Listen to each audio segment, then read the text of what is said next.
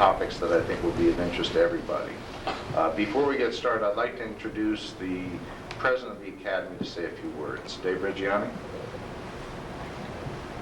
Good morning. I'd like just to reiterate what Rich was saying. When you look at the quality of speakers we have for a board meeting, one-day session like this, I'm highly encouraged. I think we've stepped up a level or two. The Academy now has been together since 1984. We've come a long way, baby, so to speak. We'll follow Ray Charles's scenario here. I'd like to thank Dr. Fisher for getting this group together and setting up these presenters as he has. For those of you who are not Academy members, I hope that especially after you listen to our speakers, understand what we're all about. And the main crux of what the Academy is about is as follows. It's a group of dentists, physicians, and research scientists who are engaged in the study of the biocompatibility of dental materials. And our major impetus at this point has been the issue of the dental amalgam restoration. And we hope to, in the years to come, diversify more, and we're trying to do that at these meetings, diversify more into areas that have an impact on our patients. And one of the things that I've mentioned at the other meetings is why we are here. When we're here at these meetings, we're not here for the money aspect of it. I mean, there's so many of these dental meetings that we go to that you go to increase your income. Okay? I applaud each and every one of you that are here to find facts and get these facts information for the betterment of your patients. And hopefully everybody will have a wonderful, informative time today. Thank you. Thanks, Dave.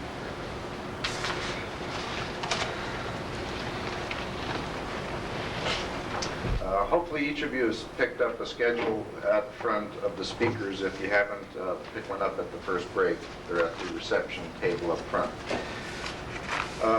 What I tried to accomplish for this meeting, since we were meeting here in the shadow of the Capitol, was to integrate the speakers into the areas of not only the health effects of dental amalgam, but also the environmental aspects of what the dental office may be doing with the effluents that come out of the office and the sewage and so forth. Mercury is a problem on a variety of different levels.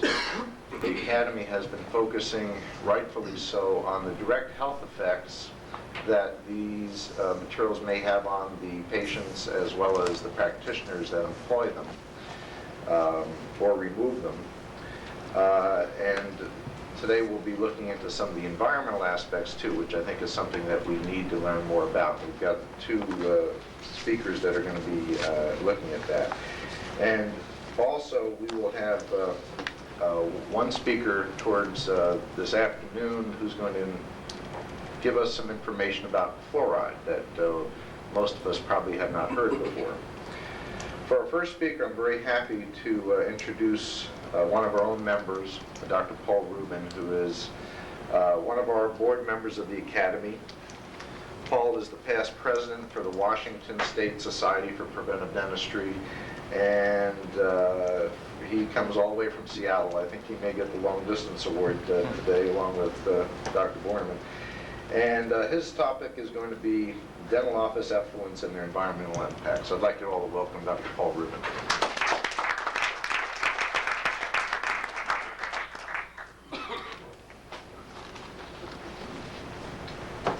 I'm from the other Washington. Right.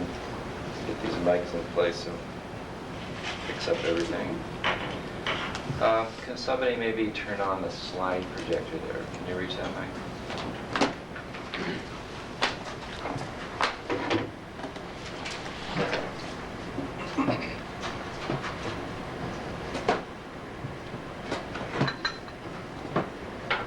I'd just like to get some idea how many are here that have not been to a meeting of our Academy before.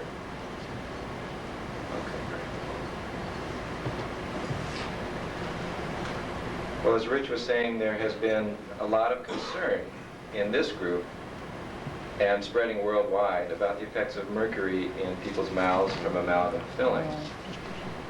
You'll be hearing a lot more about that as the day progresses, but there's another area which often gets overlooked, or at least put on the back burner, and that is what happens to mercury when it leaves the dental office and enters the environment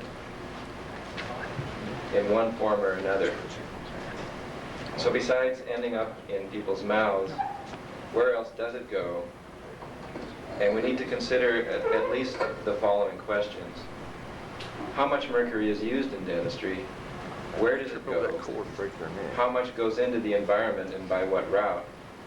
And is it enough to cause any harm? And finally, we need to look at, are there any solutions? What can be done about it? So how much mercury is being used? In 1985, the U.S. Department of the Interior stated that 5.6% of the total mercury supply in the United States is used in the dental industry. Estimates are 4% in the United Kingdom and 3% total for industrial nations.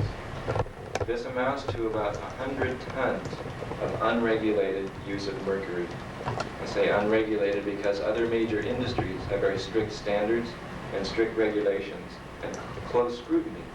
Dentistry has no such standards in this country. Where does it go? This slide may be a little hard to read, but it basically is showing kind of the distribution of what happens to amalgam. Basically, it's either goes into new amalgam fillings, in which case, environmentally, we don't worry about it for a while because it's running around in somebody's mouth. The surplus amalgam, when it's mixed at the chair side, hopefully is recycled and goes to collection for recycling. When the amalgam is placed, there's always excess that's carved. That gets sucked up by the suction system and mostly goes down the drain. The new filling that was put in eventually is likely to be replaced. And so there's another avenue here, removal of old amalgam fillings, which generates a lot of, as you know, messy amalgam dust, most of which, again, goes into the aspirator system and down the drain. So what I'm concerned about mostly here today is that down the drain amalgam dust that eventually gets into the sewage system. You can see there's a couple other categories here also, lost or extracted teeth that have amalgam fillings in them. Mostly they get thrown away in waste. There's amalgam fillings in dead people, which either gets buried or ends up in a crematorium.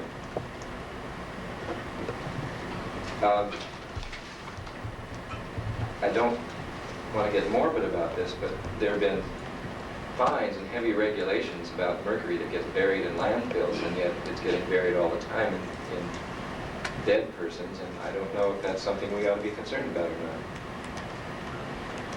not. How much goes into each of these categories? Halden and Peterson in Sweden made these estimates. I hope they're readable back there. This goes for amalgam in Sweden, and the amounts would be considerably different for the United States. This category of recirculated waste on the screen refers to excess amalgam at chairside that gets recycled.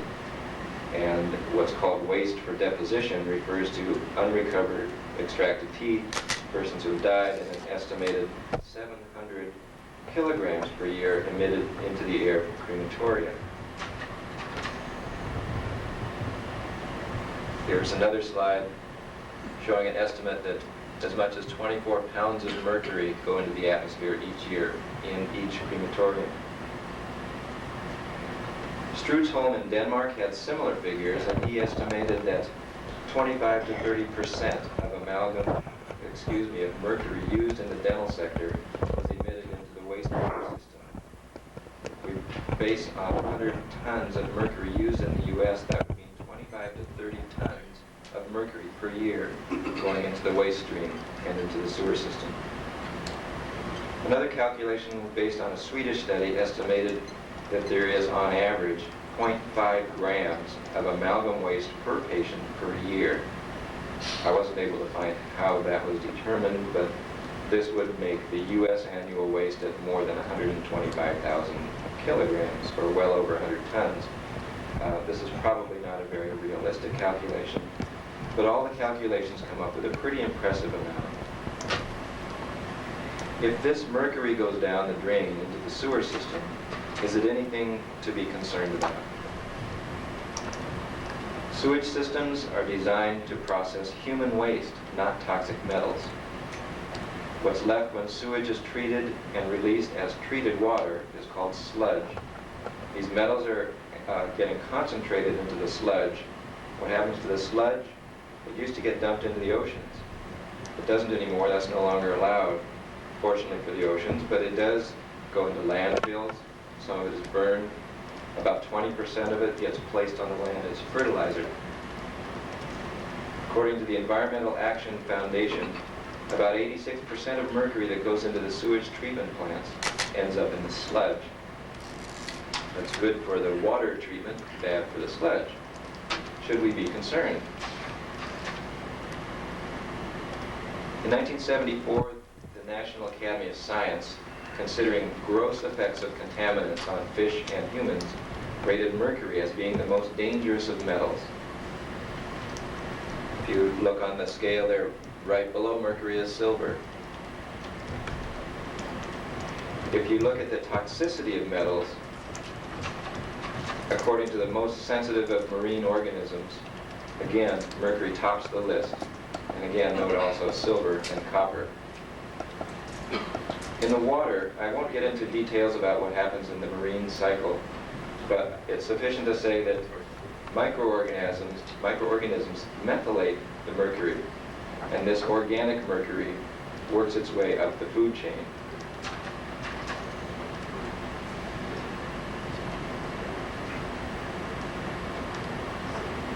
As it works up the food chain, it increases in concentration due to what's called biological magnification that takes place due to the mechanics of the food chain itself.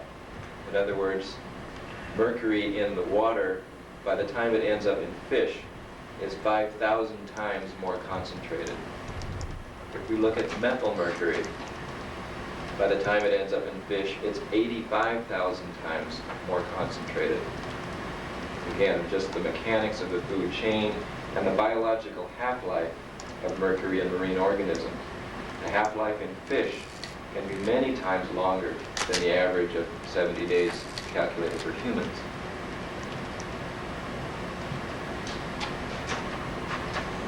Are some fish worse than others? Probably.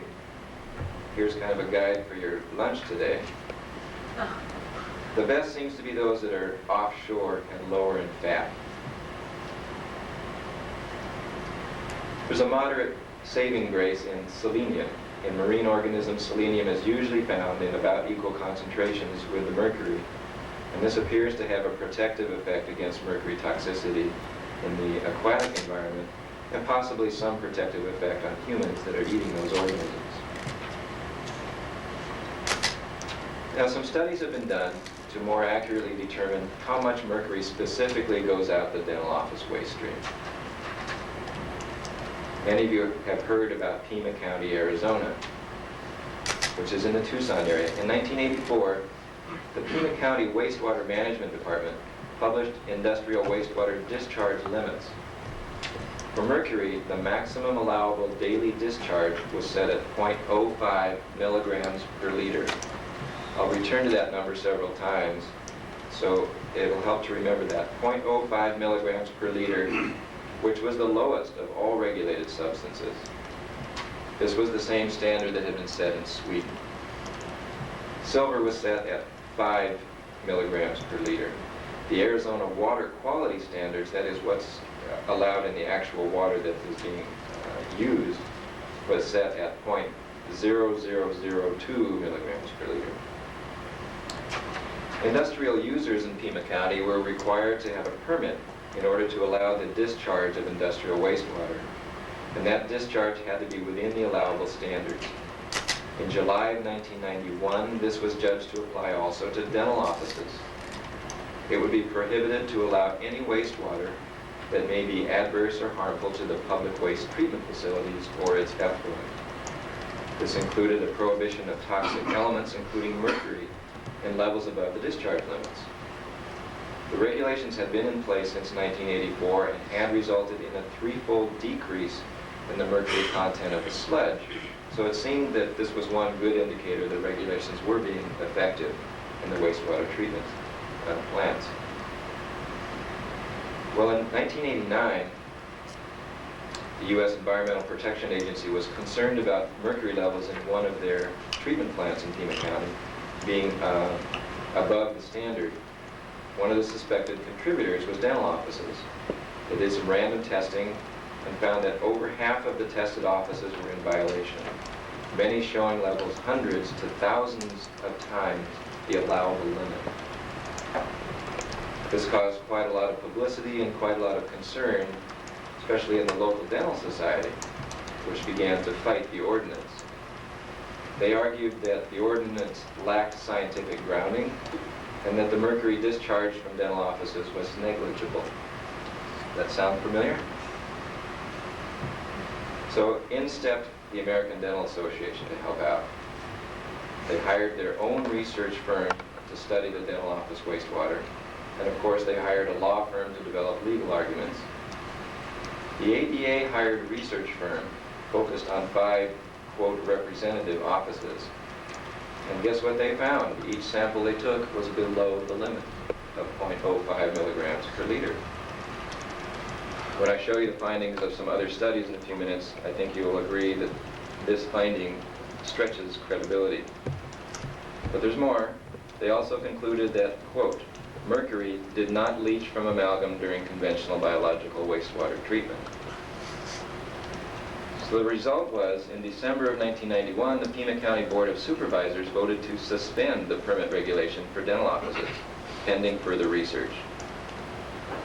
I've had some personal correspondence from someone who was at those board meetings who told me she felt the greatest single argument really was that these regulations would have an adverse economic impact on the dentists in Pima County compared to other counties in Arizona who didn't have to follow these regulations. The wastewater management department in its report found that the average cost to the dental office to bring a violator into compliance was only about $550. A study was done in Seattle last year. This in 1991. This study was done to look at the characteristics of dental office waste streams. It was done by an organization called Metro, or the Municipality of Metropolitan Seattle, which is the agency responsible for sewage treatment in the Seattle area. It was done with the cooperation of the Seattle King County Dental Society. The county has a local hazardous waste plan which was to be implemented, and dental offices were selected for study because of Metro's concern about levels of mercury in treatment plant effluent, and that dentists have been identified as high users of mercury. The county local hazardous waste plan was designed in part to control or minimize the discharge of toxic and hazardous waste by households and small quantity generators. Mercury was targeted because of occasional treatment plant discharge violations that were caused by peaks or transitory high concentrations of mercury passing through treatment plants. Metro is concerned also about the presence of mercury and other metals in the sludge. Metro had frequently been using the sludge, as I mentioned before, as so-called fertilizer. They would take it up in helicopters and dump it over forest lands in remote parts of Washington.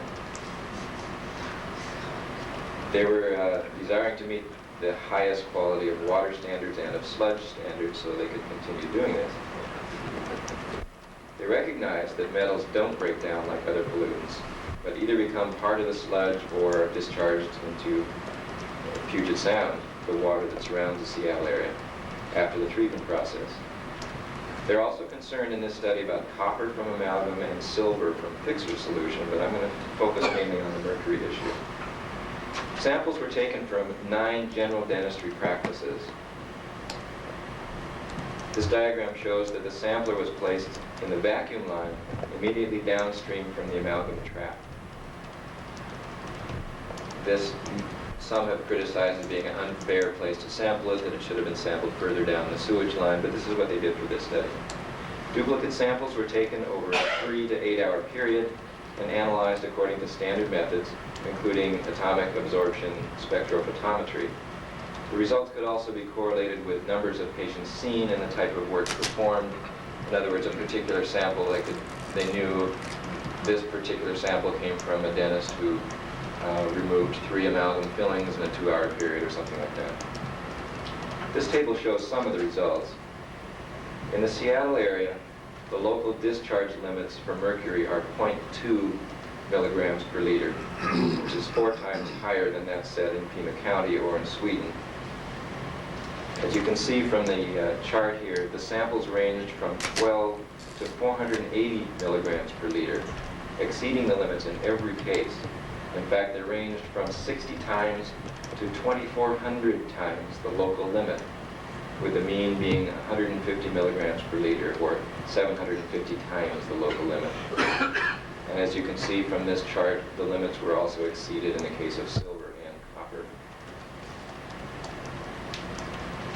The significance of these findings,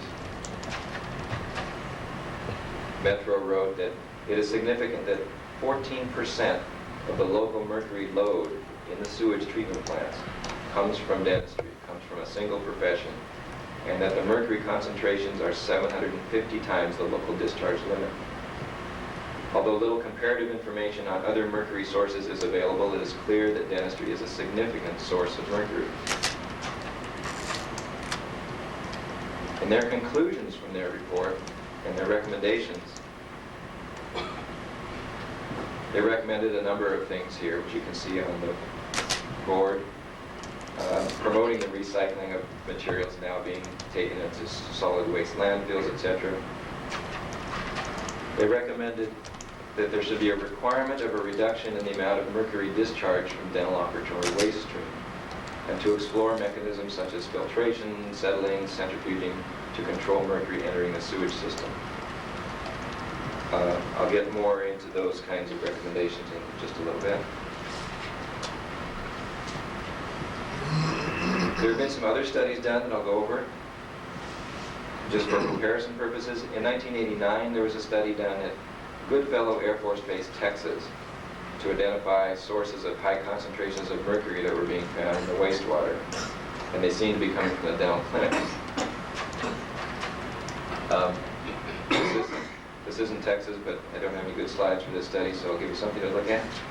They took samples at several sites, including the vacuum system, on down the sewer line to the manhole cover across the street. They found that the highest concentrations of mercury were coming from the dental operatories and the dental evacuation system.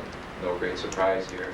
But in their measurements, they found that the levels ranged from 0.76 milligrams to 2.4 milligrams per liter. Again, considerably higher than standards that you've seen set of the 0.2 level or the 0.05 level.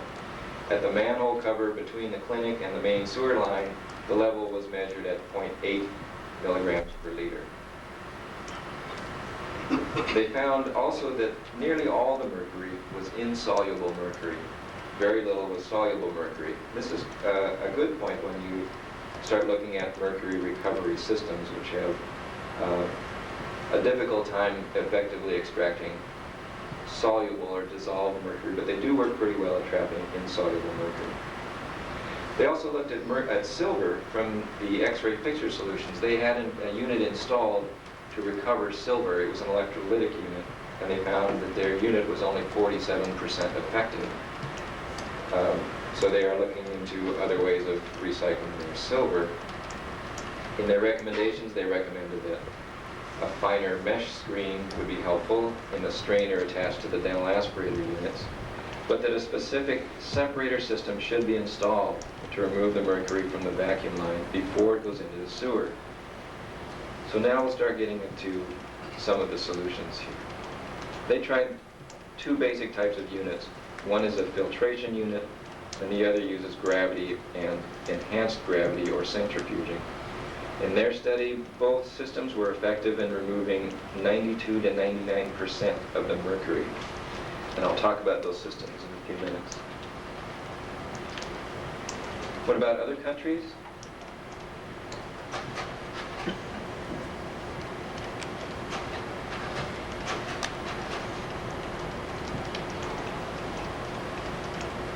In Sweden, by the way, this is the symbol for Mercury in astronomical or astrological symbol.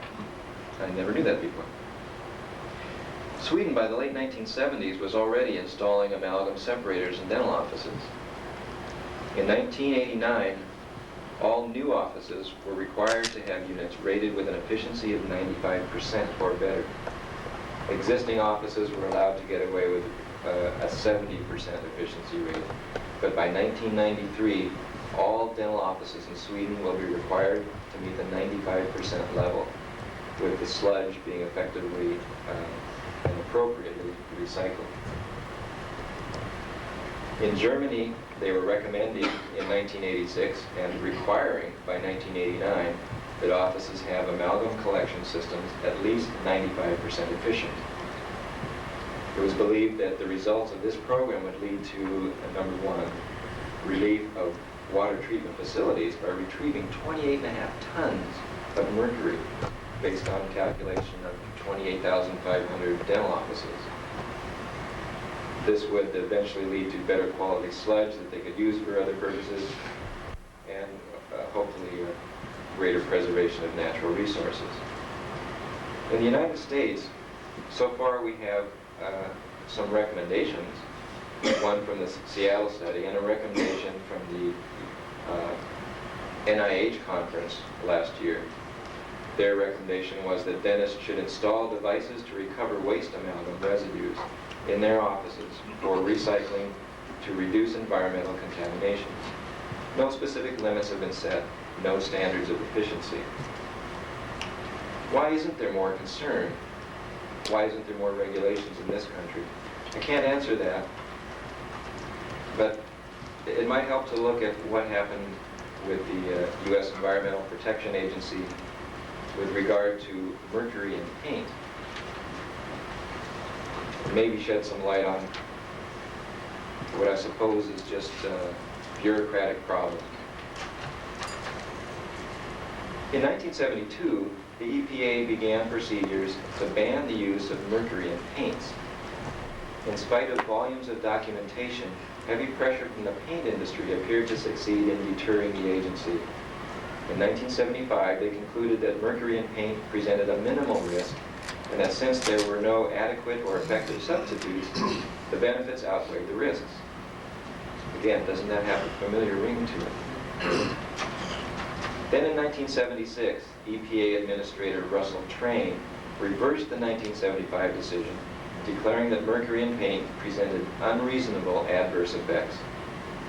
Later in the same year, apparently responding again to heavy pressure from the paint industry, Mr. Train reversed himself again and approved the use of mercury in water-based paint without providing any documentation or explanation for the reversal.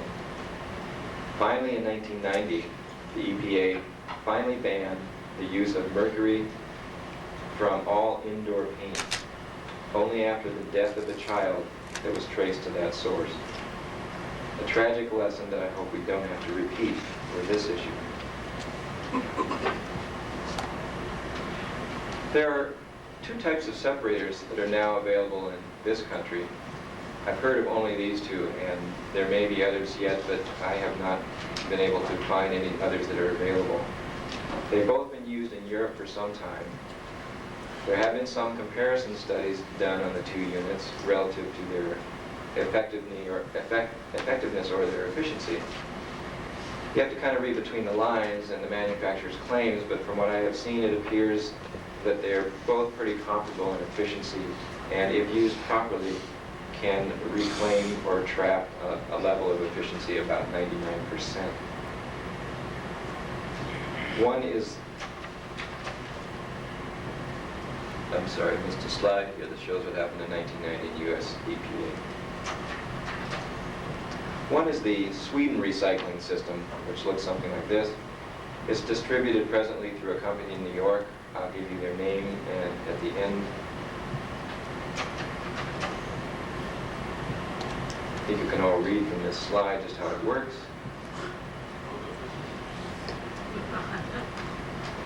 Basically, it's a filter system based on sedimentation. It has several chambers.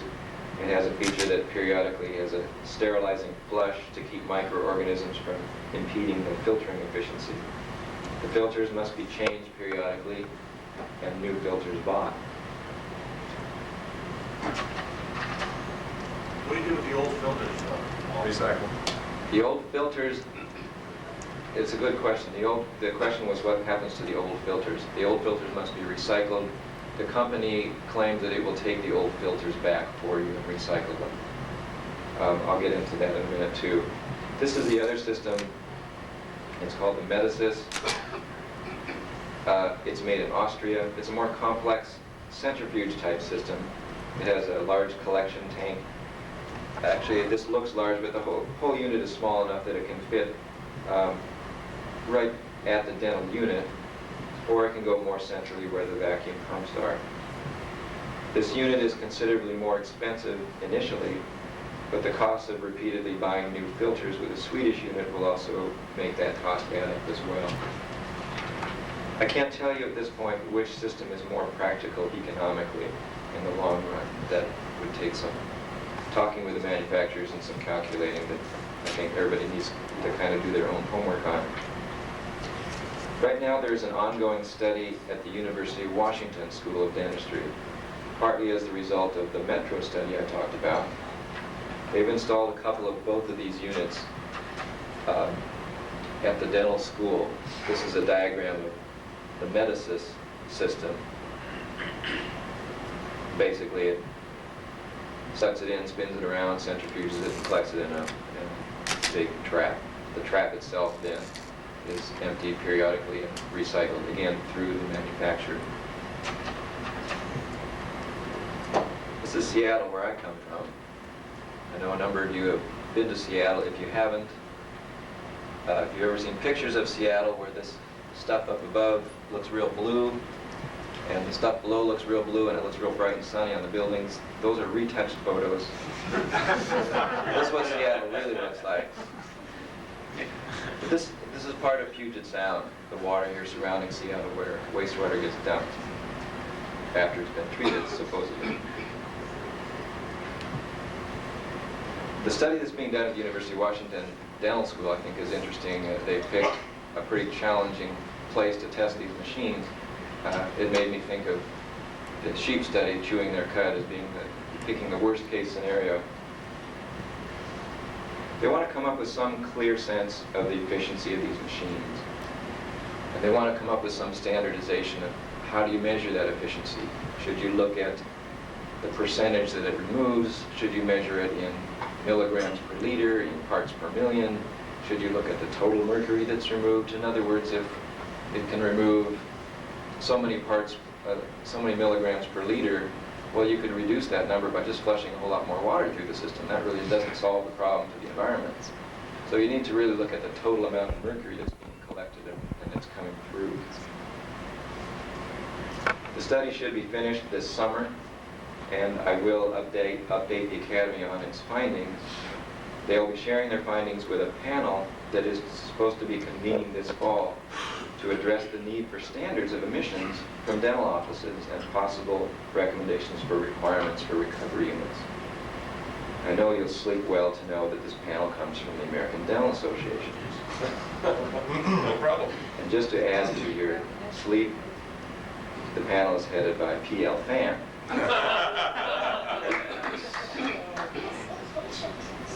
No problem. No problem. So what do we do with this information? In the short term, I think we should seriously look at equipping our offices with efficient recovery systems. Some would like to wait until their efficiency ratings are confirmed with this University of Washington study. Some would want to wait until regulations were in effect, being concerned that, well, if I get a unit that's rated such and such and find that the regulations are such and such and there's a disparity, have I bought the wrong machine? I think we can be leaders here, as we've been in other areas. I do feel that maybe it's wise to see how the University of Washington study comes out in rating the efficiency of these machines. But I don't feel that we should wait till there are regulations in place. One thing you need to be very careful about, and that is who will recycle the waste and how. Both of these companies have said that they will take the sludge back and the filters in the waste trap in the Medicine system, that they will take it back for recycling, no problem. We have to remember, based on what happened in Pennsylvania case a few years ago, that amalgam waste that leaves your office to a recycler does not leave your responsibility. Dentists have been judged partly responsible for the actions of recycling companies. So we need to know carefully what is going to be done with this material once it's taken out of your office. I have a letter from the company that does the centrifuge system, which is based in Canada, from the Canadian government saying that it's okay to ship this waste through the mails in Canada. I don't know if that also necessarily applies to the U.S. I haven't seen any specifics about that. The Swedish company says that they'll take it back and it ends up being recycled in Sweden. This needs to be looked into carefully. I want to give you the names of the two companies. I don't have it on a slide if you want to copy it down. The Swedish filter system, which is called Sweden Recycling, is distributed in this country by Alpha International Management Group Limited. It's in New York. Their phone number is area code 212-956-2200. And you can call them and they'll send you information about it and send you if there are any distributors being set up in your area yet. They're just getting started. The other system, the Medicine system, comes from Laqua Dental Group Limited in Hamilton, Ontario. Repeat. Laqua Dental Equipment, L-A-Q-U-A. I have some brochures from their company that you can pick up. Their address is 147 King Street East, Hamilton, Ontario, L8N1B1. Phone number is area code 416-528-0078. Again, I have some brochures from that company. I don't have brochures from the Sweden Recycling. I'm not endorsing or condemning either of these machines. They're the only two that I know that are available. What is the cost, you know? The cost of the Medicis, I believe, is about $4,000. Net per operatory? It can be per operatory. You can actually install it centrally by the central vacuum pump, so it can take care of the whole office. The other filter system is, again, it isn't really in place in the distribution system in the U.S. yet. I think it's several $100s and then about a couple $100 every time you change the filter. Yeah. I used one, I had a company from Sweden install one as a trial basis to see if it would work and how well it would work. And it was a kind of a gravity centrifuge, and it cut my vacuums down so much because they have a different drainage system evidently over there that was almost non-usable. And it wasn't very effective or efficient. And I ended up pulling the whole system out of it. Please repeat that so we can hear it. The comment was that he had a Swedish system installed to try out in his office.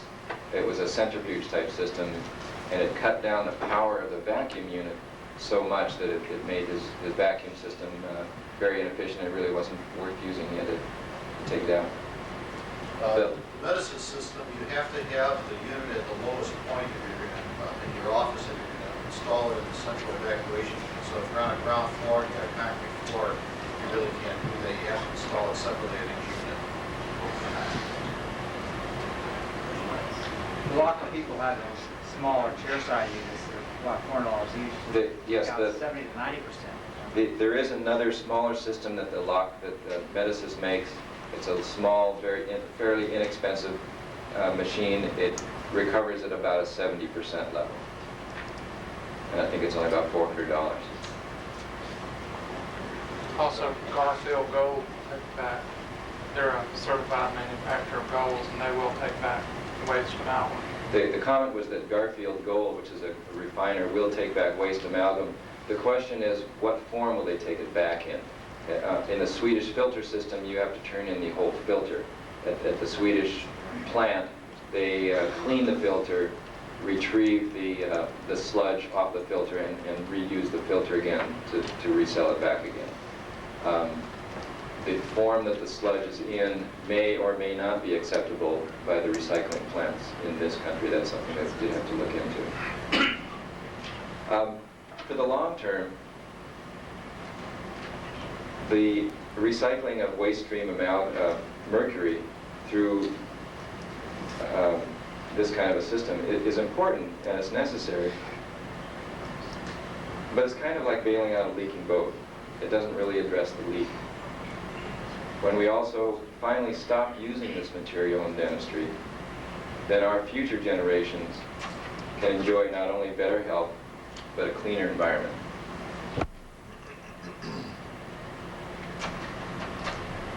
And that's all I have. There's more questions. Mike. First, a comment. I want to clarify in my mind. Are you telling us then that even if wastewater is treated to remove the mercury, that doesn't necessarily remove the threat to the environment, it just transfers it to another location? Exactly. Transfers it to the sludge. The sludge somehow has got to go somewhere. It's going to end up in the environment. It's going to get burned. It's going to get into the atmosphere. It's going to get dumped into landfills. It's going to get dumped over the land as fertilizers, which obviously then is going to filter down into the water systems and streams and rivers, etc. Now I have a question for you. Will the IAOMT Environmental Committee be providing our academy with a suggested protocol to be incorporated in our standard of care? I'm working now on a protocol application for protocol and/or standard of care. Yes. Since mercury starts out in the environment, there's never more or less mercury that is distributed throughout the planet. In what way is the mercury that's naturally occurring in the environment now less of a threat to the human population than it is once it's taken out, utilized, and gets into the whatever system of disposal will happen to the system at the point that it's eliminated? Well, mercury that's naturally occurring in the environment mostly is in ore form called cinnabar in a rock. I'd much rather see it there than see it in Puget Sound where I live, or in the Potomac River or Chesapeake Bay, or in the water systems where you are. It's not simply a matter of relocating it from one place to another. It's the quality of the material that it's in. I can't tell you that mercury ore doesn't leak some mercury into the environment. It probably does, but it's probably far kinder to the environment left in the ore buried in the ground somewhere than taking it out and spreading it around our water systems. Any other questions?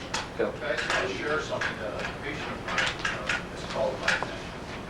His expertise is in gas exploration, and particular expertise is in mercury contamination due to gas exploration. And what they're finding is that when they do the gas exploration, they put these wells all over, actually they're all over the world, but particularly here in the United States, they use mercury in their measuring gauges for these gas wells. And these were put in 30, 40 years ago, and a lot of them are breaking. And when they go to the huts to look at the gas pressure gauges, when they break, they spill on the floor and they contaminate, they go through the floor and they contaminate the soil. And the problem they had is, what do they do with the contaminated soil? Because the EPA says that you can't have that contaminated soil there. And he was just in the office about a week ago, and he said what they found was, number one, that mercury only goes down about a foot to 18 inches and it stops. The second thing they found is they have no place to dump the contaminated soil. They have to leave it right where it's at. No one will accept it.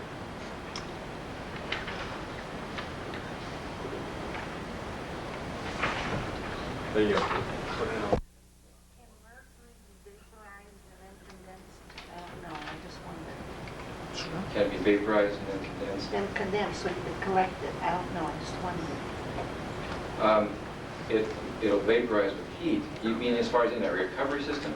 Yes, the soil or whatever. You said it contaminates the soil. Yeah, I don't know how you would decontaminate the soil. I really don't know. Yes, it can be vaporized. It's pretty dangerous to do that. It requires heat and you get Oh, pretty uncontrolled it's mercury vapor. uncontrolled. Well, I mean, I'm in the control Yeah, system. there may be a way to do that.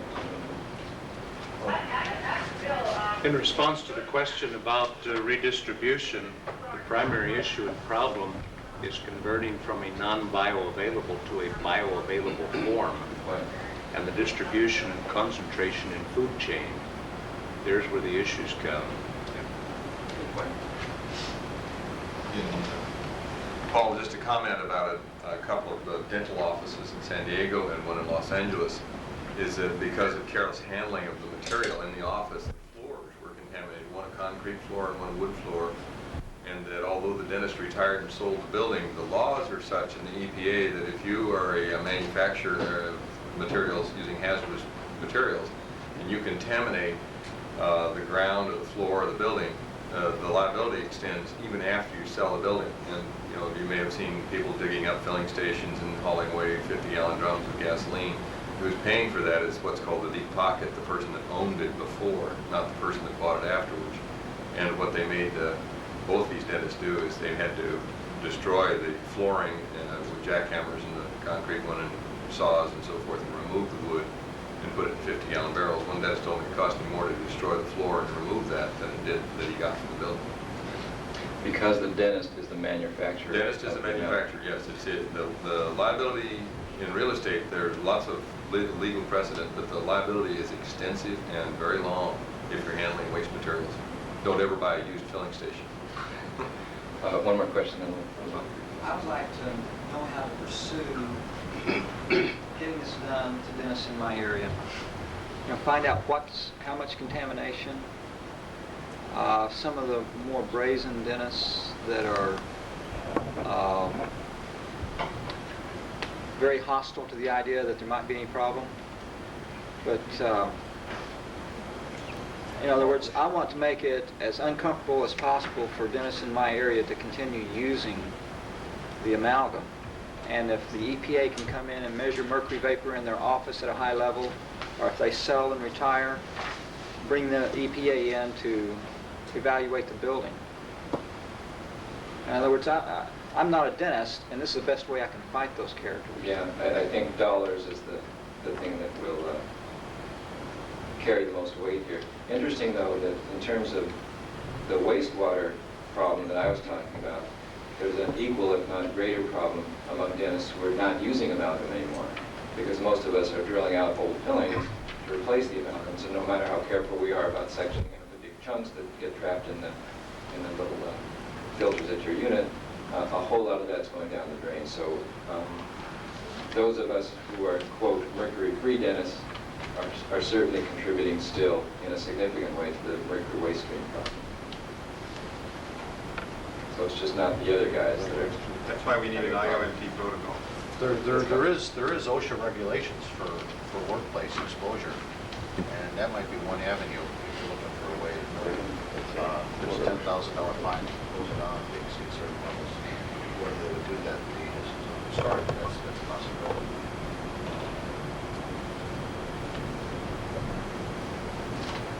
Yeah, going back. Pose an interesting question. Dr. Reggiani, in Detroit, that contaminated houses where the people died. Right. They had to remove the houses finally. Yes. What did they do with it? I don't know. They remove the house, they remove the soil. I mean, if you can't get rid of the soil,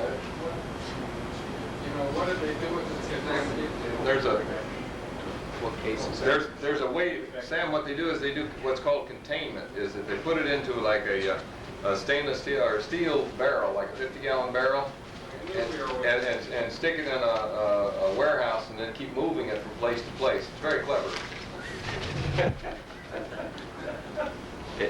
It's kind of recycling the old MX missile technology. Yeah, we got to have something to fill up these vacant warehouses with. Yes. There are a few limited manufacturers of standard dental vacuum systems that have and supply with water recyclers. One of the more economical approaches could possibly be dealing with these manufacturers, where the water is there's a recycler attached to your unit, and you may be able to trap more of it, at least reaching some of these minimal levels. Would be an area of investigation, alerting these manufacturers to the possibility that they may have another advantage for their system. That'd be interesting to combine water recycling with some kind of filtration. I have that since I went to my office, and the cost of water usage for the last 5 years has been very nominal, and we do trap more material. I just purchased an air turbine just this year, and the manufacturers are well aware of this whole situation. It's not anything the government has put any regulatory push with, and they're sitting on their laurels that particular way. They have the technology already to go. My unit, the reason I purchased it, and I looked around, I purchased this particular unit because they have the technology to do what we need at this point. They just have not manufactured the product. Very simple. Thank you.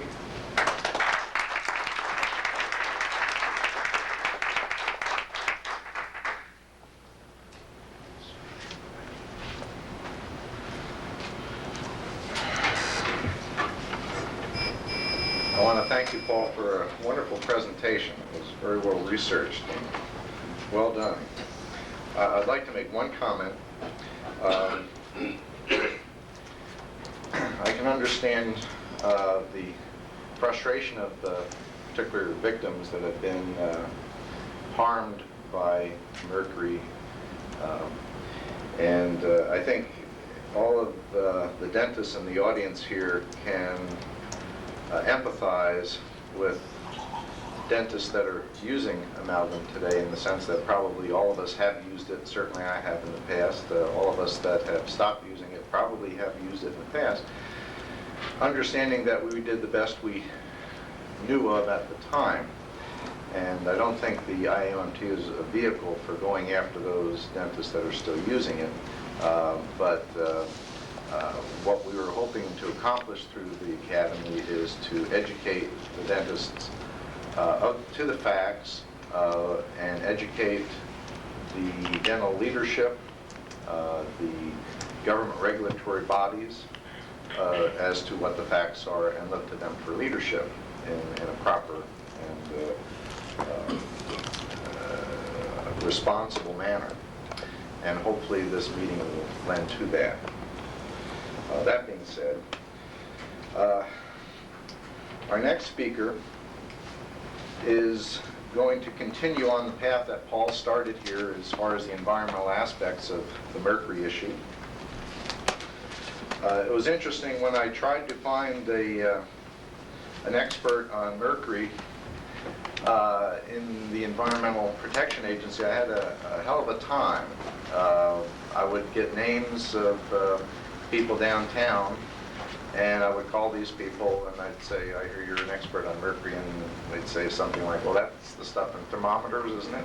And I realized that I wasn't getting too far downtown. And after a litany of phone calls for weeks and months, I finally found the right man who really seemed to know what about this subject. And that'll be our next speaker, Dr. Gary Glass. He is, education-wise, he has received his BS, his PhD, and postdoctorate at the University of Minnesota. His BS was in chemistry and math, PhD in inorganic and analytical chemistry, His postdoctorate was in organometallic chemistry. He has authored or co-authored 9 peer-reviewed textbooks and over 40 peer-reviewed scientific journal articles. The past few years, he's been focusing on the environmental aspects of mercury toxicity. He's won over 20 awards and honors for his work, and his research has spawned another 75 peer-reviewed research articles in just the past 10 or 12 years. I was delighted that he was able to make it and speak to us at this meeting, and I want to welcome Dr. Gary Glass from Duluth, Minnesota. Where is he? There he is.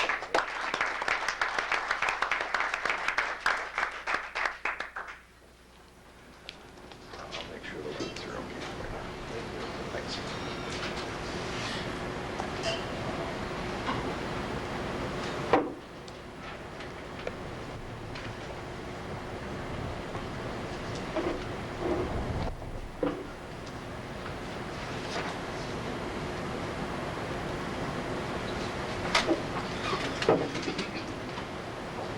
Well, good morning. It certainly is my pleasure to be here this morning.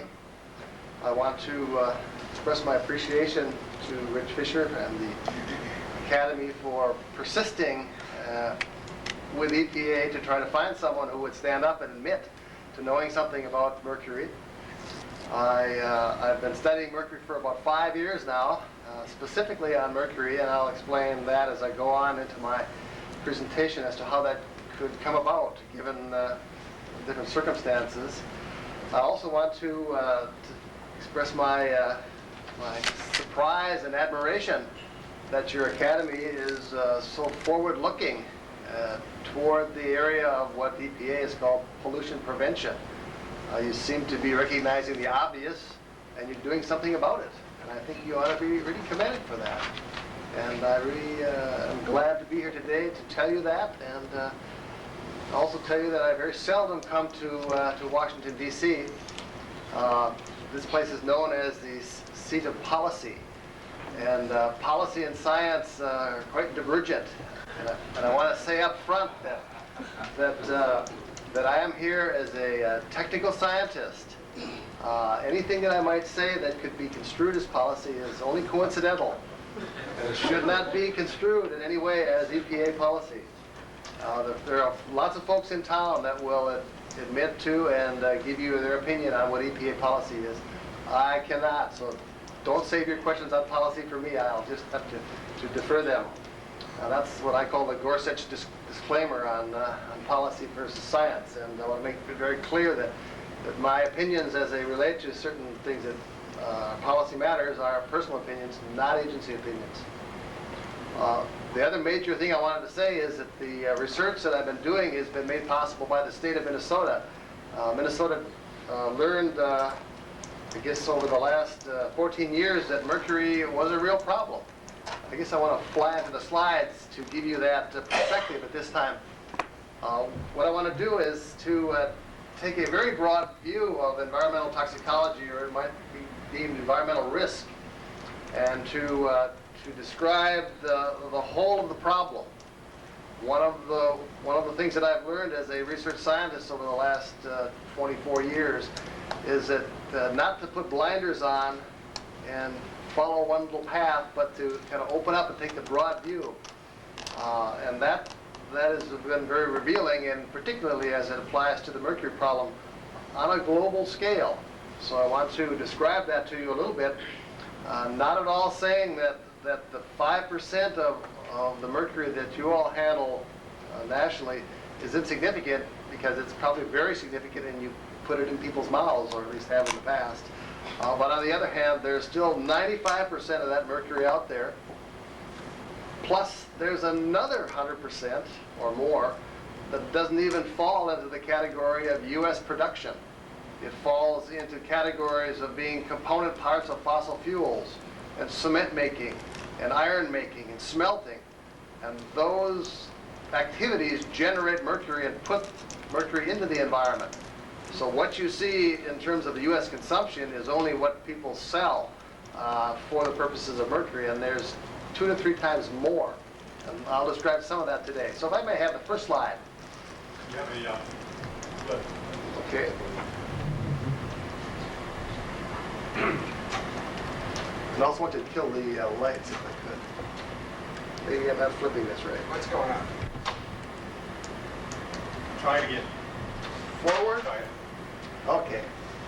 I brought along a few slides of Minnesota, like Paul Rubin, who talked about Seattle and showed us some nice pictures. I hope that I can entice you to Minnesota with some good scenes. So here are a few slides. I went for a walk last Saturday across the street from my house in the park, and there was still snow on the ground. So I want you to know that you can come to Minnesota, but expect there to be snow on the ground from October through part of May. And in fact, this year we had somewhere in the 80 to 100 inches. Here's a shot where we were doing some snow sampling to see how much mercury was present along with the acid rain that accumulates in the snowpack over time. I also brought along one of my slides of the loons, the Minnesota bird. Many of these birds are now returning to sunny Minnesota to hatch their broods and to eat fish, which many of these animals are now migrating up the streams. And all of this has got to do with the fact that people live in Minnesota and endure the weather so they can hunt, fish, and really live the good life. And mercury affects all of what you've just seen.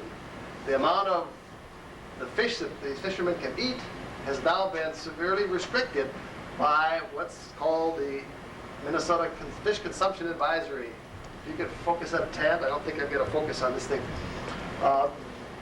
This consumption advisory is issued by the state of Minnesota Health Department, and 14 years ago there were 12 bodies of water on the list in Minnesota for 10,000 lakes, and Minnesota was a great place to come and vacation and fish. As we learned more and more about what was in the fish, we found that in fact there was a growing problem in Minnesota, that the fish were accumulating mercury at a surprising rate. And now the 1992 version of this has got more than 400 water bodies in the state where you are limited in the amount of fish you can eat. Now, we have a new category for vacationers, and that says you can come and eat all you want. But those of us who live there are admonished to eat only one meal a week or one meal a month, or if you are a woman of childbearing age or a pregnant woman, you're suggested that you're not eating any fish. And so we do have a problem. We've looked at where this problem originated, and I'll dwell on this just a little bit because this is the impetus by which Minnesota is funding our research.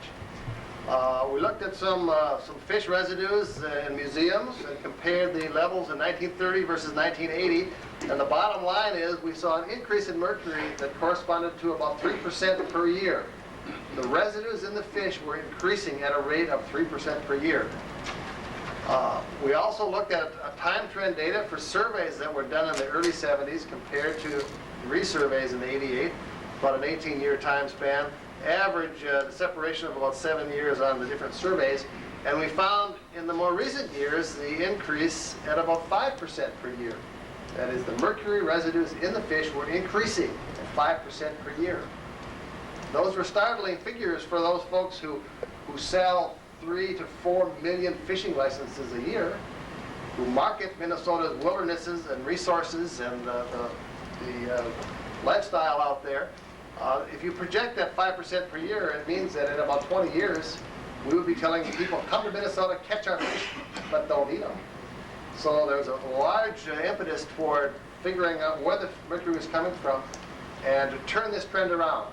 And so that's why they got me involved and the University of Minnesota, George Rapp, which is my co-worker, and we together challenged the state to do something about this.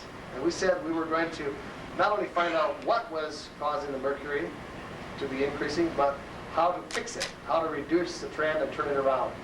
I also want to point out that Minnesota is not unique. Wisconsin, Michigan, 26 states have fish advisories because of mercury.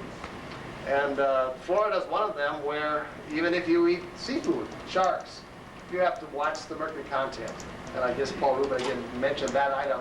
And what he was saying, if you're going to eat fish, you have to be aware of where it's from. We've got some areas around Minnesota where the mercury is very low. Lake Superior, for instance, the fish are very low from Lake Superior. From a global perspective now, that's my charge from Rich Fisher, and I thank him for that. There are a number of items that I want to just touch on. A lot of what we know about mercury does have the global context. One recent study showed that the amount of mercury in the northern and southern hemisphere was increasing in the atmosphere at a rate of about 1.5% per year. That 1.5% per year over the last 20 years corresponded reasonably closely with the increase in fossil fuel at about 2.1% per year. Other things that we've learned on a global sense is that we've mishandled mercury in a number of cases. Not only in the cases that the Academy is familiar with, but also from the standpoint of the World Health Organization. We've got towns in Japan, one in particular, Minamata, where 20,000 humans have been subjected to mercury at levels that they show acute toxicity all the way down to chronic and other symptoms. We've got a town over in the country of Iraq, for instance, where in 1970 we shipped them some mercury-coated grain, and 6,000 individuals became ill and were hospitalized. 400 died.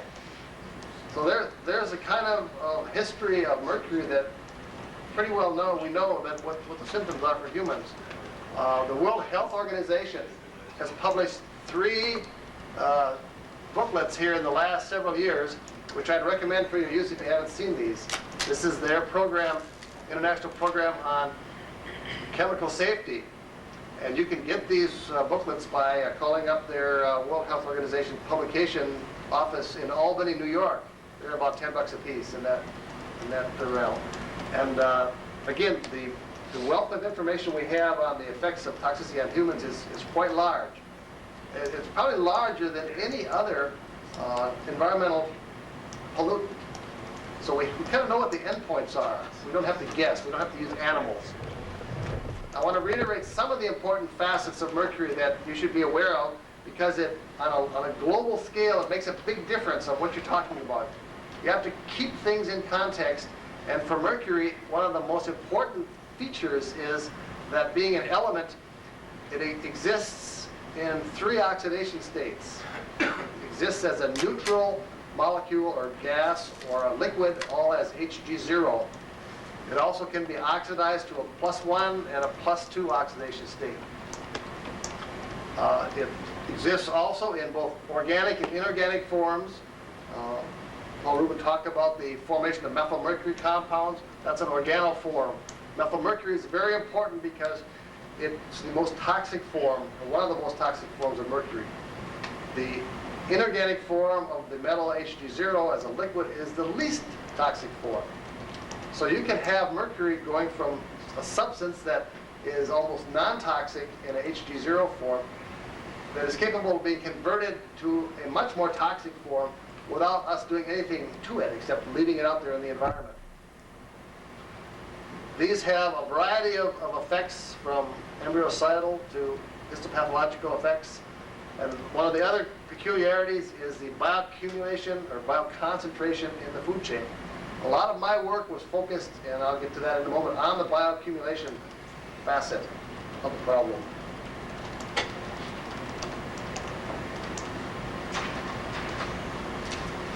I want to emphasize by the methylation process by showing you a periodic chart of the elements, where mercury being one of the 92 or so stable elements located down at the bottom of the chart there as Hg. All of the elements that are boxed in by the red coloration are elements that undergo methylation in the environment. So from the perspective of mercury being unique from that aspect, it's not all that unique. There are quite a number of elements that do methylate, that do become more toxic. They do change their chemical characteristics as they are affected by the environment. Some of the elements that are enclosed in blue, they react with methylcobalamin, vitamin B12 derivative, that shows that they're capable of accepting methyl groups. maybe in a transitory fashion, maybe in a mechanism within the body or within the tissue. But in any case, the point is here that mercury is a general case, one of many that does show this methylation process. Where mercury is somewhat unique in that it can be a vapor, it can be a gas at normal environmental conditions. Mercury forms are gaseous. They can evaporate, just like water. Water is solid, it's a liquid, and what you don't see is the fact that it's evaporating. And that gets into the atmosphere and cycles through the Earth as a part of the major process, and I'll touch on that a bit in a moment. Some of the earlier symptoms that you all are familiar with, at least in your discussions that I heard last night, are the symptoms that early exposure or low-level exposure to mercury gives you for toxicity. Fatigue, headache, forgetfulness, inability to concentrate, apathy, depression, outbursts of anger, decline of intellect. I described that to the University of Wisconsin. They say, you're describing graduate students here. Well, this is all the cases. This is the kind of effects that mercury has on the nervous system. The later kinds of impacts are more extreme, down to where coma and death result. And I say because mercury has been misused so much in the past, these are symptoms that are just extremely well documented. You don't have to argue about that aspect. Some of the data from the World Health Association organization shows the dose response, where the amount of estimated body burden is along the x-axis. After you get to a certain point, you start to exhibit the different symptoms that you see here. And these are in some of those red covered pamphlets that I showed you. So there's just a wealth of data indicating the environmental toxicology as it relates to humans. Much less as it relates to wildlife, to fish and others. What we see there is the loss of those animals. You just observe them, they pick up mercury residues, and as they affect themselves, those levels are very ill-defined at the present time. We know, though, from a number of studies that the exercise and setting criteria for the protection of loons, for the protection of fish, for the protection of other fish-eating animals, the mercury levels are extremely low in the environment that cause the impacts on those animals. We're too focused, though, on setting the levels so that the human endpoint is protected. That's how we presently are at the moment. This is from an EPA briefing document that I have a copy of, and I want to apologize ahead of time for showing you. Either they mistakenly left off the contribution from dental amalgams, or that report didn't cover it. I don't know which. Well, that's interesting, very interesting. Both World Health documents show that the amalgam contribution under the first column of elemental mercury vapor contributes about 0.4 micrograms per day on average. Pardon me, 4, not 0.4, 4. So you've got 4, 21, and 3.8 in your array of the different mercury forms. In this particular case, you've got many of the Hg0 elemental. The inorganic compounds are primarily as mercuric Hg+2, and then the methylated form is a variation of Hg+2. So there's a lot of mercury out in the environment, and it does accumulate in people, and they are exposed, and they do show, obviously do show effects. Where these mercury compartments are in a global reservoir is the atmosphere, freshwater systems, freshwater biota, ocean biota, soil, sediments. We know some of this data is quite variable. It's not well defined because, again, mercury is such an interesting but volatile metal. The thing I want to focus on at the moment is the atmospheric part of this, because much of the mercury that I've been studying, as it impacts the aquatic life, has been cycled through the atmosphere. So you look at that 850 metric tons that is calculated to be in the atmosphere, and its residence time in some cases is only 6 days. At most, it's 2 years. So the amount of mercury that we're putting up into the atmosphere is coming back out. It's cycling. And it's cycling because of the natural hydrologic cycle of water in the atmosphere. Water moves through the atmosphere being driven as a giant distillation system, with the sun as the energy, evaporation driving that system, clouds then showing the precipitation, and then the rainfall washing it out. As I was being washed on yesterday over at the Arlington Cemetery with that rain we had, just a further illustration of the kinds of processes that are occurring. As the rainfall and the condensation is forming, all of the particulate matter in the atmosphere now are forming condensation nuclei. And that's the formation by which the water droplet is formed, and that material then washes out the atmosphere. That's why usually the air smells really great after a rainfall, because it's clean. And what happens to the dirty material? It's incorporated in the water, comes down, forms on the surface, becomes your rivers and lakes. That's how rivers and lakes get their recharge out of the atmosphere. So when we put mercury into the atmosphere, the rain takes it out. And one of the major studies that we've been doing is just looking at that process. How does mercury get washed out of the atmosphere? Much of what we've learned comes from the Swedish scientists that recognized this problem about 10 years before we have in this country. In particular, Oliver Lindqvist in '85 published this cycle showing that the major sources of mercury coming out of industrial processes are mainly mercury in the Hg0 form, that's the elemental form, as a vapor, might be a gas, and as Hg2, primarily coming out of incinerators as mercury chloride gas. Both of these mercury compounds are as gases. They are not particles. They don't get caught by electrostatic precipitators or bag houses. They go right through and get into the atmosphere and become part of the system. As they interact with other components of the atmosphere, Hg0 can be oxidized by ozone to the ionic form. So you've got transformations occurring in the atmosphere that moves the Hg0 form into a form that is now water soluble and ready to be washed out with any cloud that comes along in a form of rain.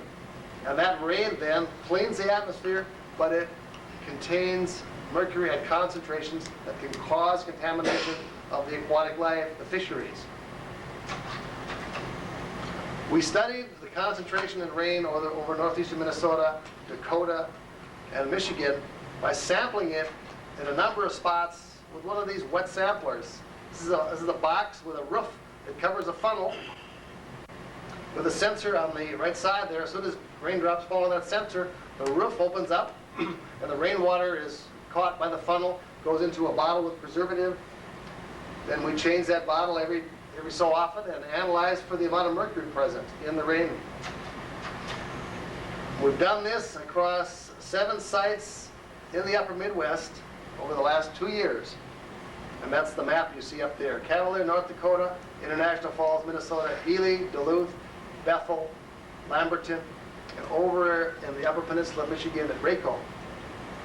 And each one of these sites we've shown in these bar charts the concentrations, which I'm sure you can't read, but this shows on a weekly basis what the individual levels of mercury are in the rainfall.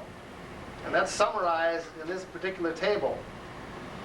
And if I direct your attention to the, I guess it's the 4th column, the average concentration in nanograms per liter appears to range from 8.5 nanograms per liter, parts per trillion on the low side, to as high as 18.5 parts per trillion on the high side. EPA's water quality standard for surface waters is 12 ambient waters nationwide. That level is higher than Minnesota, Wisconsin, and Michigan have adopted. Their ambient water quality standards are 6.9, 2, and 0.2 respectively.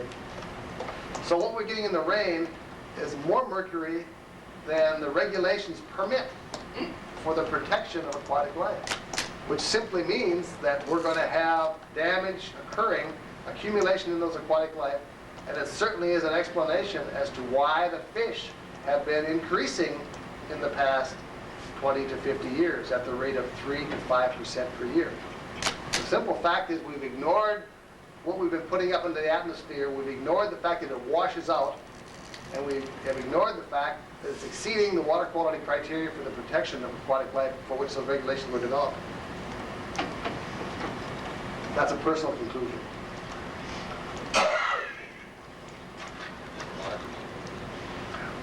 Some of the functions that we are now also looking at is that if you plot the amount of mercury in the rain as a function of the amount of rain that you get, some people will argue, well, if it doesn't rain very much, you don't have much mercury, right? Right. In North Dakota, in the Flatlands area, Cavalier shows the lowest precipitation rate. It's kind of an arid area.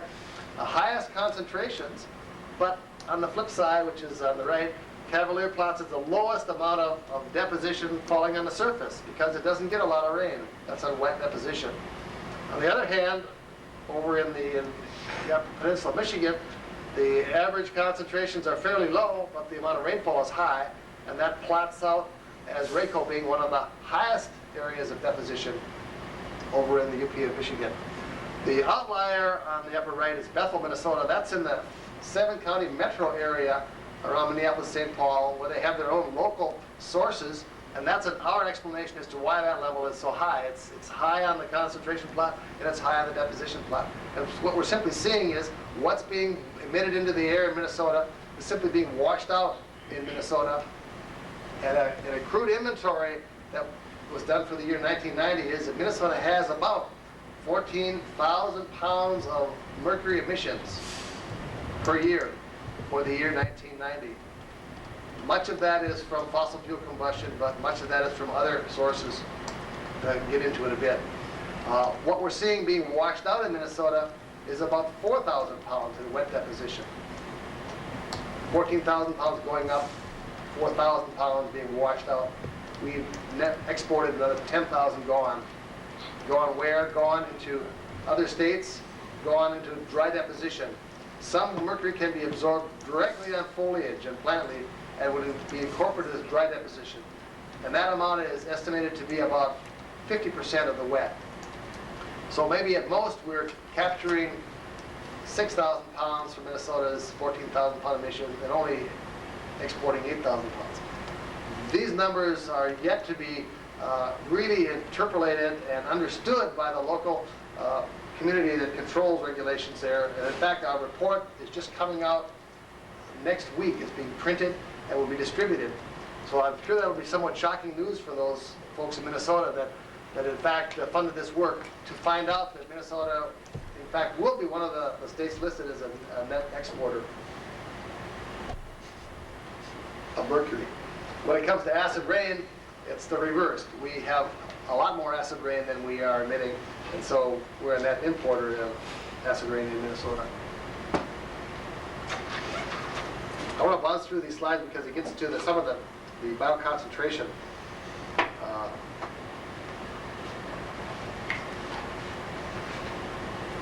One of the other things that our work shows that in the summertime, which is the closed dots on the right, is when the highest amount of mercury is coming in compared to the winter. And that simply means that the washout characteristics from the atmosphere are more efficient in the summer. Rain is more efficient at scavenging than is snow. It also means that the amount of mercury present in the summertime is greater because of the increased use of fossil fuel for air conditioning and other sources. Where does this mercury come from is a big question. This is a shot looking over Lake Huron at the Sudbury smelter, one of those sources that doesn't come into the U.S. consumption. That Sudbury smelter puts out a plume that spends 1 day and 30 on average over Minnesota. We're getting a contribution long-range transport from some Canadian sources and many U.S. sources. As we look to where this mercury is coming from for sources, we looked around for other countries that have analyzed the problem.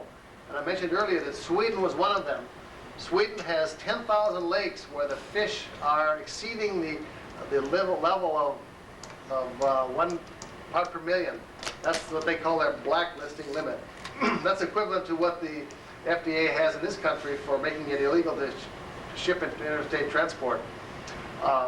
Sweden looked at the problem, found it in the 1950s, thought it had solved the problem in the 70s, but again, found that it had reappeared in the 80s.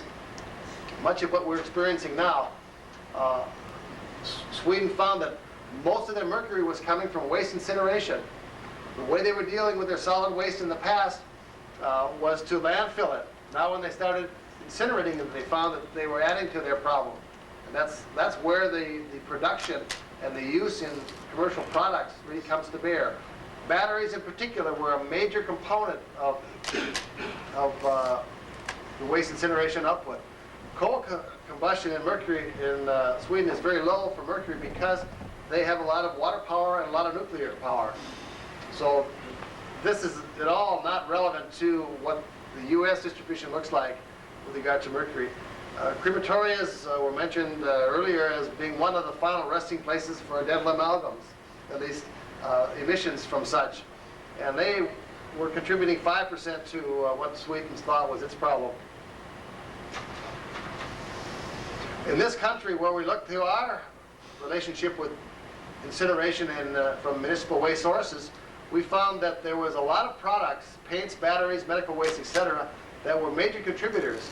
And in the U.S., it was projected a couple of years ago that we were going to see about a 70% increase of mercury in the atmosphere, going from about 75,000 pounds at present to about 127,000 pounds in the next few years. This is before some of the effects of Minnesota's research started to take effect, one of which was to get the mercury out of the batteries. Minnesota passed state law that doesn't allow mercury in batteries except at very low levels. And the manufacturers responded to that by in fact, decreasing the levels to quite low amounts. We also banned, through the state legislative action, the use of mercury fungicides on golf courses. That's another major effort that took place. EPA, to its credit, banned mercury in paints. That again is a major contribution. And the manufacturers let the permit run out for exterior paints, and we thank them for that. So we've got many of the controllable sources, at least from the standpoint of consumer products, being handled at the moment from at least a reasonable percentage of the output. Where we've got no controls on the fossil fuel combustion and the combustion of other uncontrolled sources, including dental amalgams. The chlor-alkali usage in this country for making chlorine and caustic uses a certain number of tons, batteries, paints, electrical, and other. And the pharmaceuticals and dental would come under the other.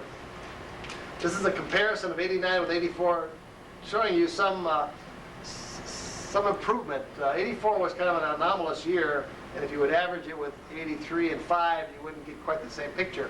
But this at least shows we're going in the right direction for the use of mercury as a commercial product. Fluorescent light bulbs, the 4-foot variety, are a big entity in that. And there have been a number of states now starting programs of recycling the fluorescent light bulb material. And one of the questions for the last speaker was, can you distill mercury and capture it? And the answer is emphatically yes. There's a number of processes, including one that the Swedes have developed, for crunching up these fluorescent light bulbs, heating them up, and distilling out the mercury, capturing it, putting it in a bottle, and reusing it, or putting it on a shelf. But at least it's put the genie back in the bottle. We looked at other long-range transport mechanisms that might be responsible for why the rain in Duluth, Minnesota, or other areas was so much. And we found that the surface back trajectories of air over the previous 72 hours would sweep regions of the continent, all then arriving at Duluth at the same time that it was raining. So anywhere along this pathway, if you had an emission of mercury from a landfill, from an incinerator, from a power plant, you had a probability of having some of that air arriving in Duluth at the same time we were collecting a rain sample, or breathing, if you like. Other back trajectories for other storms showed equally large distributions. In this particular case from the Ohio River Valley, this thing was a very large surprise for myself and others, because for a number of years, we'd wonder why the North Shore of Lake Superior was receiving a lot of acid rain and a lot of other pollutants, including mercury. And it would appear that when we get a northeasterly wind, that wind is not only bringing moisture from Lake Superior and the airs, but it's also sweeping the air trajectories from the Ohio River Valley in the earlier in that day or two. So what we're breathing is actually coming a circular route and then arriving in Duluth at the same time that it's raining. So we're receiving that material as part of the atmospheric washout that's occurring. This is how the world works with regard to atmospheric chemistry and washout. Since my grandchildren are over in New Jersey, I included this one. A lot of incinerators are being built in the eastern part of this area. And on a rare occasion, there can be back trajectories for storms that sweep the east area, come across, and then deposit in Duluth, Minnesota. This is normally not the case. But again, there can be exceptions where we'll get a rainfall and a back wind trajectory show that the atmospheric sources can come from the east. Otherwise, some of the predominant wind patterns, particularly the upper atmosphere, are coming from the west. So you have to look also to the west for sources in Minnesota. This is a showing what the local contributions can give you, including incinerators. If you plot this out and look at a given single source, that source will show this type of a profile for deposition in air around the area. There's concerns for mercury because of the long lifetimes, the fact that the rates are increasing, and too little is known about the methylation process. I see that I have about half of my slides left in about 3 minutes. So I'll go a little faster than I have been going. We've been looking at bioaccumulation as one of the major features of how mercury gets from the atmosphere into the fish. And that process is one in which we have to look at the partitioning. When the air moves across here, mercury is absorbed in the leaves, into the plants. When it rains, it gets directly onto the surface of the water. The total amount of mercury coming in then partitions itself between the water, the sediments, the biota. Whether they're fish, whether we're seeing effects in the lab, which you can with other heavy metals, whether you look at the gill membranes, which is normal, or whether these effects are dissolving those gill membranes, all of these are the kind of effects that you can see from heavy metals. We chose to study the lakes and streams of the area because that's where we wanted to see what was actually happening out there in the wilderness areas of Minnesota. And we did this with water sampling devices off of bridge crossings. This particular one is worthy of note. The blue coloration on each end of this water sample, we learned the hard way, contains mercury as a plasticizer. The plastic polyurethane rubber as end seal turns out to make that plastic 0.1% in mercury. So if you have this type of water sampler, don't use it because it'll give you a high concentration of mercury in your water sample. It shows you that mercury is almost everywhere. It's ubiquitous. You have to be very careful when you start dealing with mercury. We sampled the lake for plankton. Small fish food organisms bioconcentrate the mercury out of the rain directly into these organisms. That fits as part of the food chain. We captured the fish. In this case, we netted them. We analyzed the fish. That's a muskie. We found a general relationship, and that is that the larger the fish, the more mercury. It's a bioaccumulative effect. This is one of the worst cases where there's a very large amount of mercury in these fish. This would be Crane and Sandpoint Lakes in northeastern Minnesota. Many of these exceed the FDA limit, particularly when they're greater than 50 centimeters. This is from the St. Louis River, tributary to Lake Superior.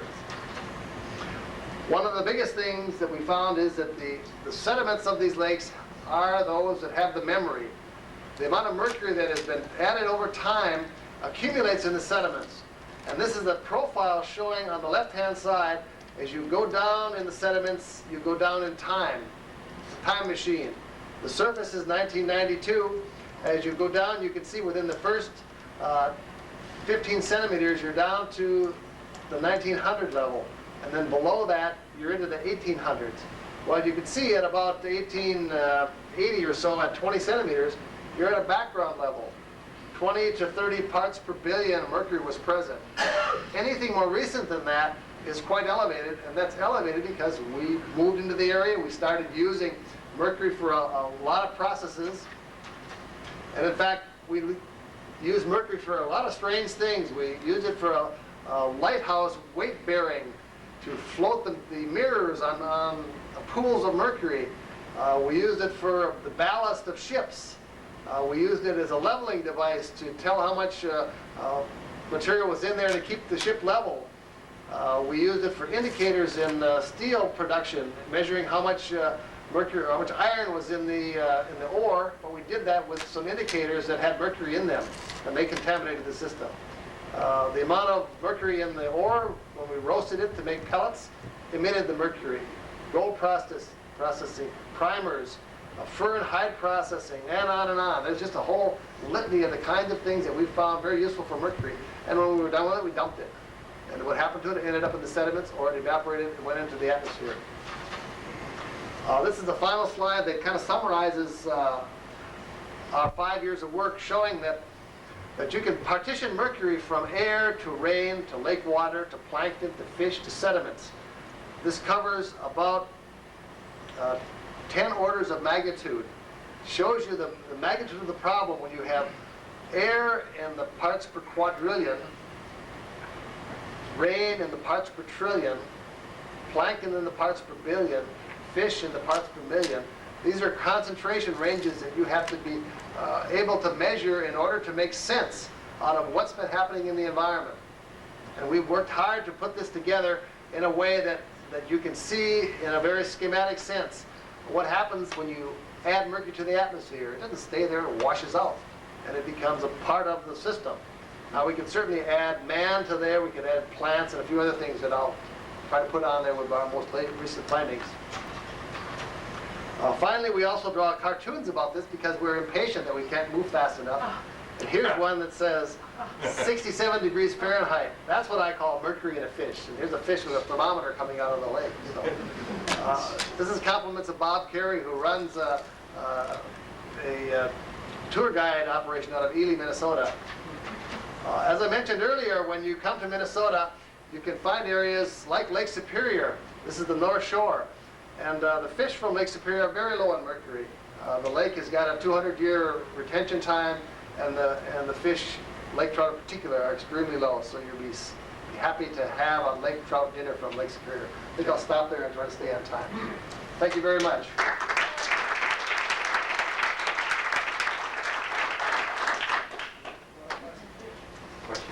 Sure.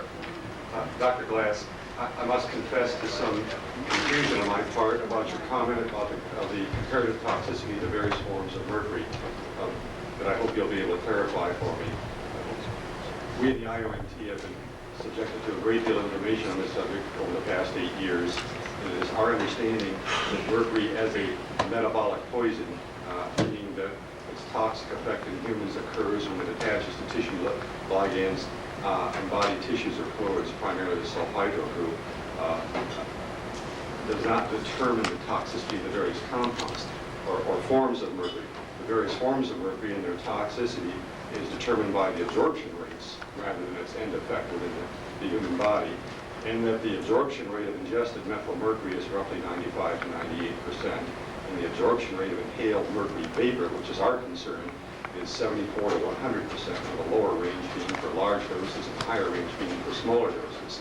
In addition to that, the National Academy of Sciences in 1978, determined that methylmercury in fish is accompanied by the higher levels of selenium, as you mentioned, and the selenium has somewhat of a protective effect when the methylmercury is derived from the ingestion of fish. So taking these factors in consideration, would not the neutral oxidation form of mercury vapor, that is the HCAO form with its high absorption rate, be equal or greater in toxicity than the methylmercury form derived from fish? I'd like to be able to give you a simple answer to that question, but it would be just a guess on my part. Methylmercury in freshwater fish really is usually not accompanied by an equal amount of selenium.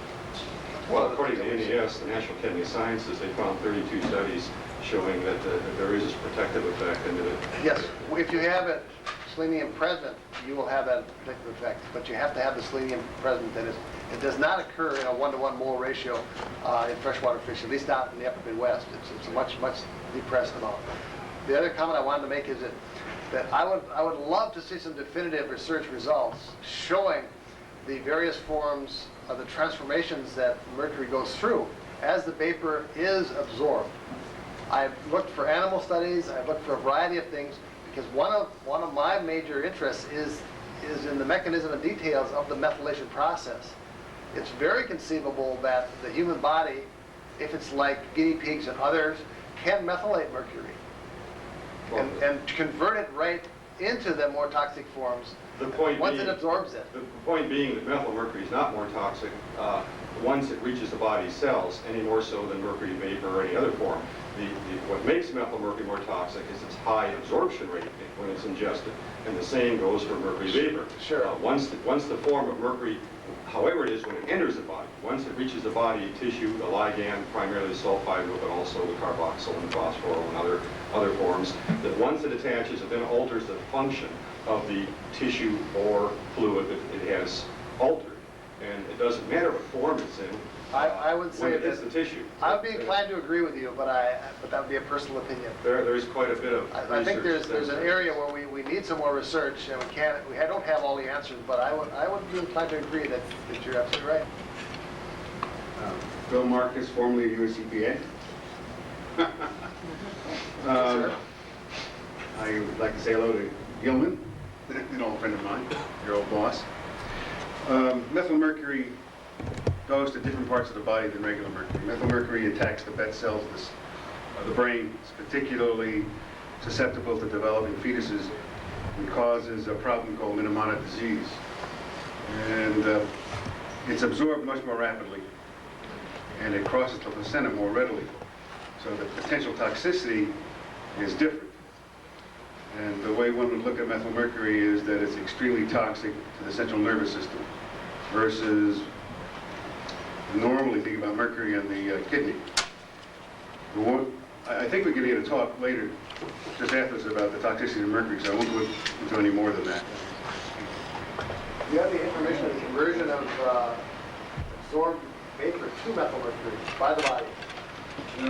Not very much. It's the sediment, as I understand it, the microbes in the sediment are much more efficient. It's the best way to put it. Well, there's so many methylating processes going on that it seems reasonable to believe that some extent. A couple of things to talk about. If you want to talk about mercury and methylation. The Minamata disaster, really methylmercury was put there. Right. And it wasn't based on biota. Safer Iraq. And yeah, well, Iraq was seed coverings to prevent formation of mold, transportation. And as I recall, the people were told not to use it for food, but there was starvation at the time, and they were desperate, so they milled it without washing the mercury off, and produced bread and ate it. To put things in perspective, mercury is mined for cinnabar mines, and in Italy, and it was a reward to a bunch of people, service to the Pope. They were given the rights to mine cinnabar. And if you read the old literature about the hygiene of these workers, they used to let them mine the mercury until they couldn't walk a straight line. Then they take them out of the mines. This is Ramazzini, by the way. And let them recuperate. When they could walk a straight line, they could go back to work. 1540. Have you done any work at all with regard to adding substances to the water to complex the mercury and reduce its toxicity? Yes, we're right in the process of that aspect right now. We're going through a phase that we're calling remediation or mitigation. Try to deal with these hot spots that represent historical accumulations to try to bind them up or keep them out of the system. Because I've been told that Sweden is, since that 1980 point you had up there, have cleaned up their lakes where the fish are edible now. Well, they've tried, their chief application is to put in sodium selenite into these lakes. They have a pilot study going on of several dozen lakes. It has to be a very controlled application because selenium is toxic at a high level. It isn't something they're going to do on the extent of 10,000 lakes. They have not cleaned up the 10,000. They've got about 20 or 40 that they have under control. These would be the high resource value lakes. The major problem that they're still pushing on is a reduction of the emissions. They banned mercury thermometers. I've heard they've banned amalgam by the end of the century. And they're trying to do everything they can to reduce mercury emissions. When I was over there in 1990, they had an international conference on mercury. I was surprised to see back in the wilderness areas containers with a sign on them say, put your batteries, dispose of your batteries here. There'll be another international conference in about 2 weeks from now in Monterey, California, where mercury is going to be titled as a global pollutant. And for any of you that can make that conference, I'm sure you'll see some of the foremost world researchers on mercury at that conference. Sir? I had no idea there was mercury in batteries, and I suspect this is probably true of a lot of people until fairly recently, when the packing material for batteries had statements on it, 99.9% mercury-free, which of course I could extrapolate the backwards and realize that there had to have been mercury in it before. How much mercury was in batteries before? How did they get rid of it and still make the batteries work? And are there any regulations now requiring that they use no mercury in batteries? Minnesota has passed their own set of regulations that have required that for Minnesota, and I think some other states too. I don't believe it's yet operative on a national basis. The manufacturers would be your best people to tell you how they've survived, how they could reformulate it. But it was up to, as I understand it, about 1/10% by weight. One of your regular flashlight batteries, that much mercury. And when you started incinerating the solid waste, that material all went up in the atmosphere, or most of it. So that was a real large hit, at least in Minnesota, to try to get the levels down, is to keep that material out of the waste stream. I'd like to ask a non-mercury question, because you alluded to acid rain. Yes. How come with my swimming pool, I have to keep adding acid all year long in order to balance the pH? I have never had anybody give me an answer to this, and there must be an answer. Well, are you growing a lot of algae? Everybody has a pool until now. This year I got that new electronic gizmo that should stop it. Yeah, we all had it. That's probably the reason. You've got enough nice weather down here, a lot of nutrient inputs to grow algae, and that'll generate alkali, for which you have to add acid to. Thank you. Does the mercury content in fish diminish at all when it's cooked? The mercury is tied up in the protein in the muscle tissue, and I haven't seen any data that shows that that's the case. I would be inclined to say no, because a lot of our tests where we will dry a sample, including some tissue, and then reanalyze it, we don't lose more than a few percent.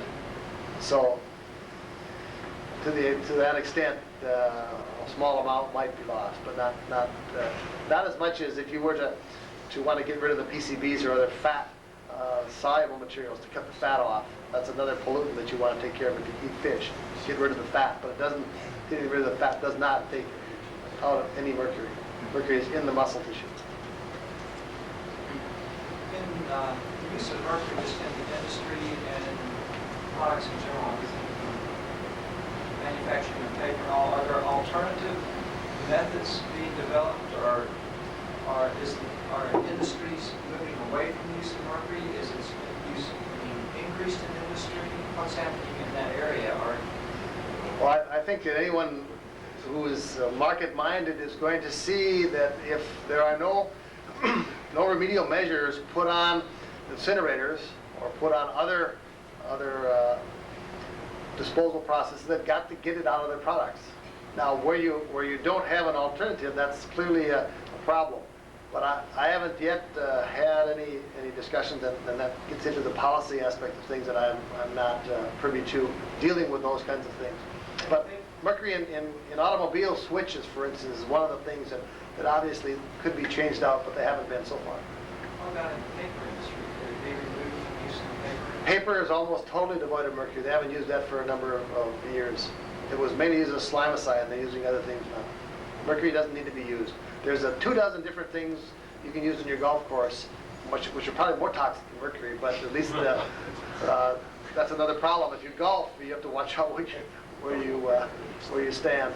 But there are normally other products that are more expensive, and that's why people use mercury. It's cheap, ubiquitous, but it's permanent, and they don't really dial it into their equation.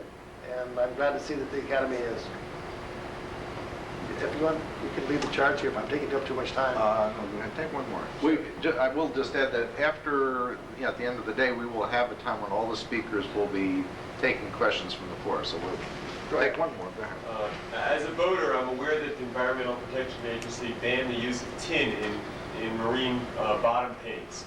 And I was a little concerned when Dr. Rubin presented a slide up there that showed that tin was at the bottom of the list of toxicity. When Max Donder was here from Germany a number of months ago, I had the privilege of hearing him, and he said that what we should really be concerned with is the about 13 or 14% of tin which is in our amalgam restorations, which is of a much higher toxicity level than mercury.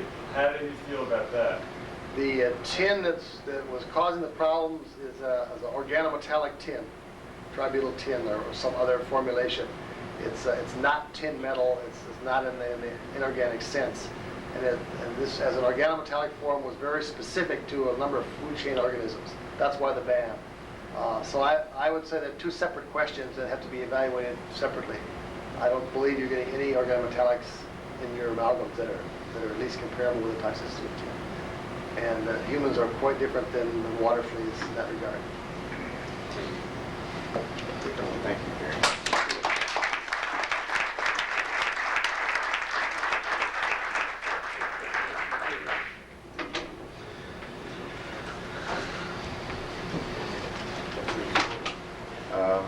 Just a couple quick announcements.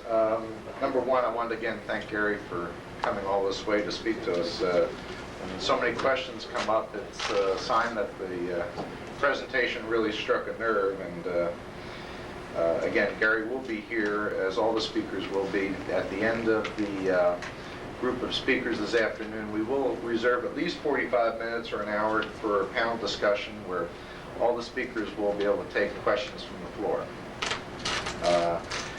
I wanted to give everybody a good 10-minute break now to go back, have a cup of tea, coffee, whatever. Any of the people who picked up membership applications, if you could, drop them off at the reception table this morning.